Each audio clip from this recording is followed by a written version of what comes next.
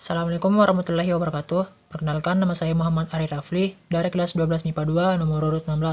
Pada kesempatan kali ini saya akan menjelaskan tentang teknologi digital. Ya, langsung saja kita masuk ke pembahasannya. Pengertian teknologi digital. Teknologi digital adalah suatu alat yang tidak lagi menggunakan tenaga manusia secara manual, tetapi lebih pada sistem pengoperasian otomatis dengan sistem komputerisasi atau format yang dapat dibaca oleh komputer. Teknologi digital pada dasarnya hanyalah sistem penghitungan yang sangat cepat, yang memproses semua bentuk-bentuk informasi sebagai nilai-nilai numerik atau kode digital. Sedangkan teknologi komunikasi digital adalah teknologi yang berbasis sinyal elektrik komputer, sinyalnya yang bersifat terputus-putus dan menggunakan sistem bilangan biner. Bilangan biner akan membentuk kode digital 1 dan 0 berdasarkan adanya arus listrik atau tidak yang diatur oleh transistor. Kode digital tersebut nantinya akan diolah oleh komputer. Contohnya, gambar kamera video yang telah diubah dari gelombang cahaya menjadi bentuk digital dalam bentuk pixel. Selanjutnya, perbedaan teknologi digital dan analog. Yang sudah dijelaskan sebelumnya, teknologi digital merupakan sistem penghitung yang sangat cepat dengan memproses informasi berupa kode digital atau nilai-nilai numerik atau angka. Sebelum diproses, diperlukan sensor yang mengubah informasi-informasi nyata menjadi kode digital, atau contohnya adalah kamera digital. Kode digital yang dikirim sensor barulah akan diolah oleh komputer atau mikroprosesor, yang dimana di setiap alat digital pasti ada. Dari hasil pengolahan data digital tersebut, informasi akan ditampilkan pada layar. Teknologi analog pada dasarnya hanyalah alat yang sederhana dengan program tertentu yang sudah diatur dengan pengaturan tertentu, seperti komputer analog. Komputer analog pada dasarnya merupakan alat ukur dan biasanya digunakan pada mesin-mesin untuk memberikan sebuah informasi dan kendali otomatis.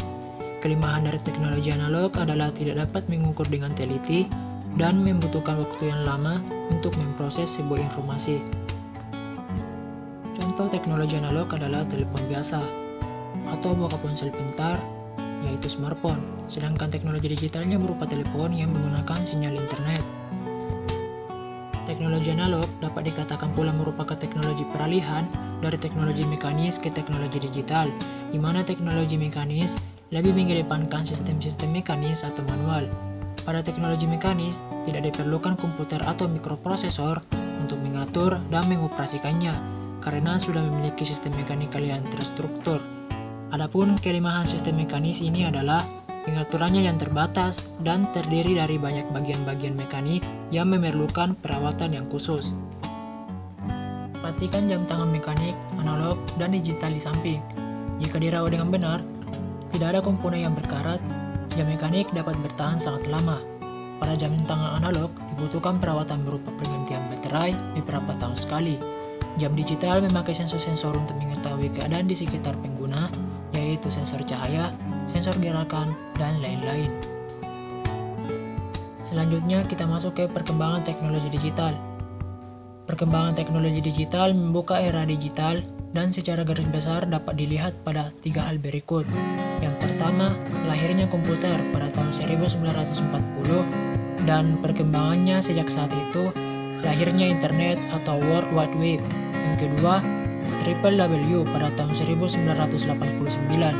Dan yang ketiga, lahirnya situs jejaring sosial atau yang biasa kita sebut dengan sosial media pada tahun 1997 dan maraknya penggunaannya sejak tahun 2000-an. Adapun kelebihan teknologi digital. Setiap jenis teknologi memiliki kelebihannya masing-masing. Berikut ini beberapa kelebihan teknologi digital.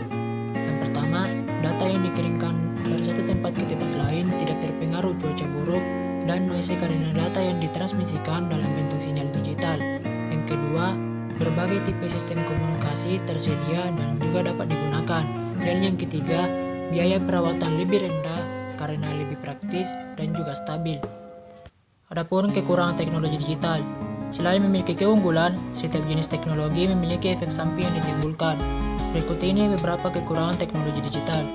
Yang pertama, kesalahan yang mungkin terjadi pada saat mengubah sinyal analog ke digital atau biasa kita sebut dengan digitalisasi.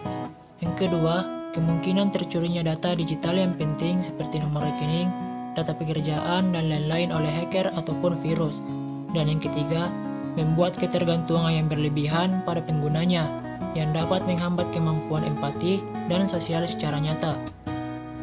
Jadi, kesimpulan yang kita pelajari dari materi teknologi digital adalah salah satu bentuk dari kemajuan di era globalisasi.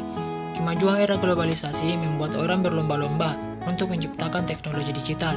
Ada banyak jenis teknologi digital yang ada di sekitar kita, seperti TV digital, smartphone, notebook, komputer, laptop, dan masih banyak lagi.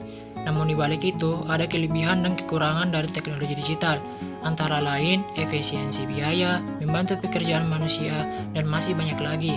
Selain itu, kekurangan dari teknologi digital antara lain adalah kesalahan pada saat digitalisasi, investasi publik, dan masih banyak lagi. Baik, sekian dari penjelasan saya tentang teknologi digital. Lebih dan kurangnya mohon dimaafkan. Wassalamualaikum warahmatullahi wabarakatuh.